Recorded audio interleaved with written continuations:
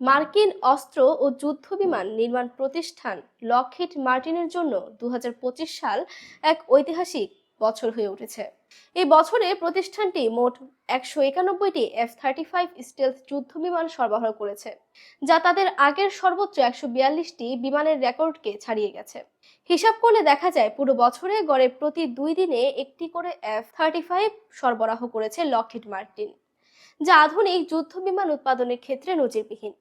প্রতিষ্ঠানটির দাবি, বর্তমানে F-35 এর বার্ষিক উৎপাদন হার যুক্তরাষ্ট্রের মিত্র দেশগুলোর যে কোনো আধুনিক যুদ্ধ বিমানের তুলনায় প্রায় 5 গুণ বেশি। এর ফলে বিশ্বব্যাপী পঞ্চম প্রজন্মের যুদ্ধবিমান বাজারে লকহিড মার্টিন কার্যত শীর্ষ অবস্থানে পৌঁছে গেছে। ইউরোপ ও রাশিয়ার যুদ্ধবিমান নির্মাতাদের দিকে তাকালে এই পার্থক্য আরও স্পষ্ট হয়। ফ্রান্সের দাসো এভিয়েশন 2025 সালে মাত্র 26টি রাফাল যুদ্ধবিমান সরবরাহ করেছে। এর মধ্যে 15টি রপ্তানি করা হয়েছে এবং 11টি যুক্ত করা হয়েছে ফরাসি সশস্ত্র বাহিনীতে। রাশিয়ার ইউনাইটেড এয়ারক্রাফট কর্পোরেশন একই সময়ে বিভিন্ন ধাপে Su-35 যুদ্ধবিমান সরবরাহ করলেও মোট সংখ্যা ছিল আনুমানিক 14 থেকে 21টির মধ্যে। ইউরোপের ইউরোফাইটার টাইফুন এবং সুইডেনের গ্রিপেন যুদ্ধবিমানের উৎপাদনও সীমিত ছিল। বিভিন্ন প্রতিবেদনে বলা হয়েছে 2025 সালে প্রায় 12টি টাইফুন ও 17টি গ্রিপেন সরবরাহ করা হয়েছে। এই তথ্যগুলো একত্র করলে দেখা যায় 2025 সালে লকহিড মার্টিন একাই যত F-35 তৈরি করেছে তা রাফাল, টাইফুন, Su-35, Su-34 ও গ্রিপেন এইসব যুদ্ধবিমানের সম্মিলিত উৎপাদনের চেয়েও বেশি। অর্থাৎ সামরিক বিমান উৎপাদনে যুক্তরাষ্ট্র অন্য সব প্রতিদ্বন্দ্বীকে অনেক পেছনে ফেলে দিয়েছে। লকহিড মার্টিনের F-35 কর্মসূচির ভাইস প্রেসিডেন্ট ও জেনারেল ম্যানেজার চন্সি ম্যাকিনটশ বলেন, নির্ধারিত উৎপাদন লক্ষ্য পূরণ করতে পেরে তারা গর্বিত।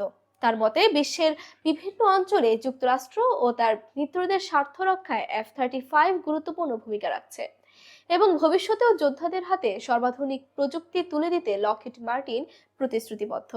উল্লেখযোগ্য বিষয় হলো, বিশ্বের সব পঞ্চম প্রজন্মের যুদ্ধ বিমান F-22, রাশিয়ার Su-57, চীনের J-20 ও J-35 সব মিলিয়েও F-35 এর সংখ্যার চেয়ে কম। এত বিপুল উৎপাদনের পরও F-35 এর চাহিদা কমেনি।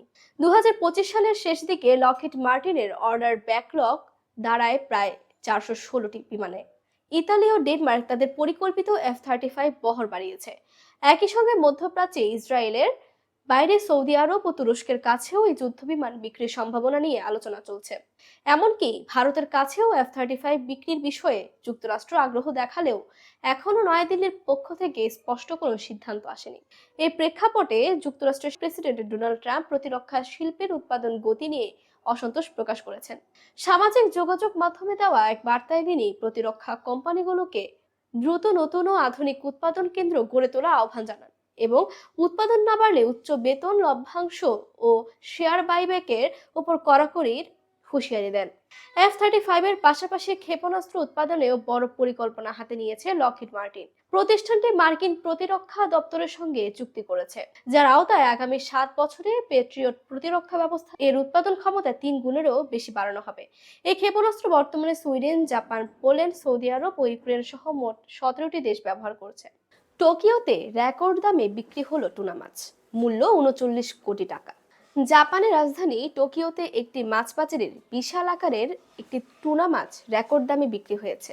6 জানুয়ারি সকালে টোকিওর তৌসো মাছ বাজারে নিলামে ওঠা ওই টুনা মাছটি বিক্রি হয়েছে 32 লাখ মার্কিন ডলারে, যা বাংলাদেশি মুদ্রায় 39 কোটি টাকারও বেশি। চলতি বছর তৌসো বাজারে এটাই প্রথম টুনা মাছের নিলাম। ব্লুফিন বা নীল পাখনার ওই টুনা মাছটির ওজন ছিল 243 কেজি।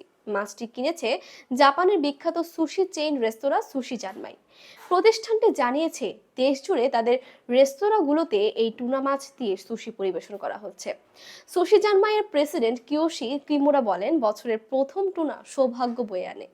এই বিশ্বাস থেকেই প্রতি বছর জাপানের মাছ বাজারগুলোতে বছরের প্রথম টুনা মাছ নিলামে লাখ লাখ ডলারে বিক্রি হয়। তবে এবারের দাম তৌসো মাছ বাজারের অতীত সব রেকর্ড ছাড়িয়ে গেছে।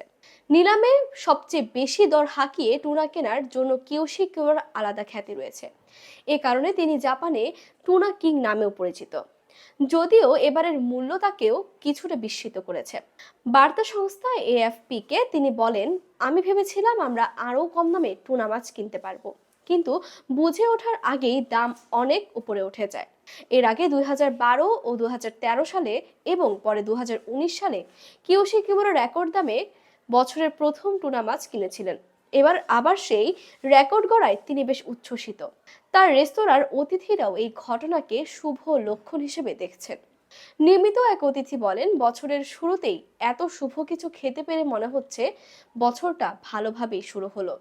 লন্ডনের রাস্তায় চলন্ত গাড়ির জানালা দিয়ে সিগারেটের টুকরো ফেলে এবং পরবর্তী সময়ে চালকের পরিচয় গোপন রাখার দায়ে বড় অঙ্কের জরিমানার মুখে পড়েছেন এক প্রবাসী বাংলাদেশি।